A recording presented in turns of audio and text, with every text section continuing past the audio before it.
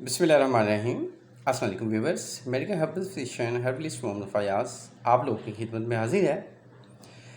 खौफनाक ख्वाब क्यों आते हैं, इसके पीछे रीज़न क्या है, इसका सद्देबाब क्या है, बेस्ट ट्रीटमेंट क्या है और हमें कौन सी ग़िज़ाएँ खानी चाहिए तो खौफनाक ख्वाब ना आए।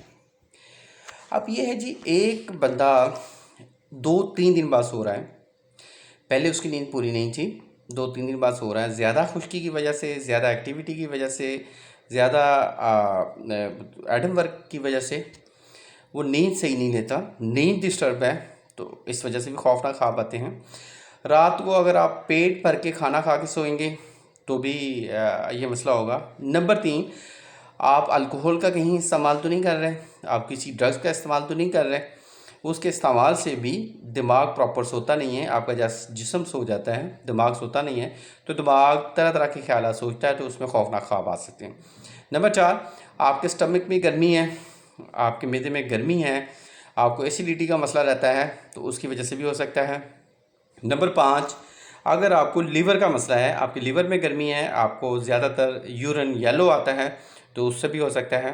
ऐसे हज़रात जिन पे बलगम का गलबा रहता है, बलगम ज़्यादा बनती है, जिस्म में मोटापा ज़्यादा है, तो वो उनको खराटे भी आएंगे और खौफनाक ख्वाब भी आएंगे। इसका सद्देबाब ये है, कभी भी रात को पेट भर के खाना मत खाएं। रात को जैसे एक फ़कीर रोटी खाता है, खाना खाता है, उसकी तरह खाएं। शहज़ादे की तरह खाना खाना है तो वो आपने खाना है मॉर्निंग में ब्रेकफास्ट आप शहज़ादे की तरह करें और रात का खाना फ़कीरों की तरह खाएं। अब बात यह है जी कि खाने पे अपने गौर करें। आप अगर मीट लवर हैं तो वेजिटेरियन हो जाएं, सब्ज़ियों का इस्तेमाल ज़्यादा करें। मैदे की गर्मी की आप ट्रीटमेंट लें, उसके मुख्तलिफ हर्बल टिप्स मेरे चैनल पे भी हैं, आप विज़िट करें। आप अपने स्टमक को सेट करें। अगर लीवर में बिलीरुबिन ज़्यादा है, एलएफटी आप करवाते हैं, बिलीरुबिन ज़्यादा आता है, तो उसका ट्रीटमेंट लें। और रात को अव्वल आखिर आयतुल कुर्सी पढ़नी है, 3 बार दुरूद शरीफ पढ़ना है, ठीक, पूरा दुरूद शरीफ पढ़ना है 3 बार, अव्वल आखिर आपने आयतुल कुर्सी पढ़नी है और आपने सो जाना है। उसके बाद किसी से कोई बात नहीं करनी।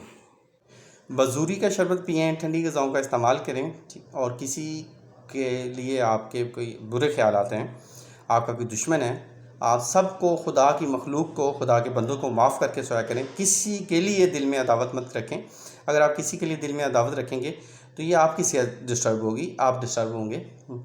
तो अल्लाह आपका हामी नासिर हो। शुक्रिया, जज़ाकल्लाह।